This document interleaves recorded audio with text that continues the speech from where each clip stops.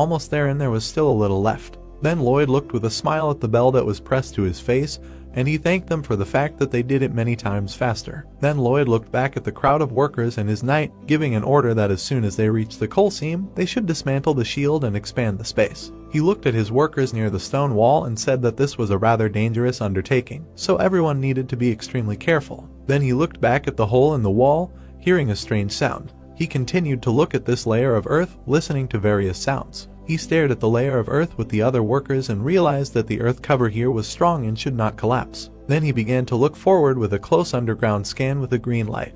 With this scan in the green room, he saw a crack in the wall and realized that it was not there before. He continued to watch this crack, seeing that it was growing. Suddenly, a huge bloodthirsty ant broke through the wall. Lloyd fell to the ground when the ant was about to attack him. Lloyd immediately grabbed his blade and was about to save his master. He swung his blade, looking at the bloodthirsty monster. Lloyd also did not want to stay aside and ran with his shovel. He delivered a crushing blow to the monster's head with the tool. With just one blow of the shovel, he flattened the ant's head. He looked at the corpse with a malicious look in the sweat of his brow and realized that this was an amazing thing, because something had appeared that was not said a word about in the novel. Then the knight together with the main character looked into a huge hole from where the black eyes of the other monsters appeared. These insects with a bloodthirsty look began to crawl in all directions. Lloyd immediately waved his hand at his workers, who began to run away in horror to the exit. At this time, Lloyd swung his blade and chopped all the monsters. The main character with an angry look, baring his teeth, tried to understand how many monsters were here,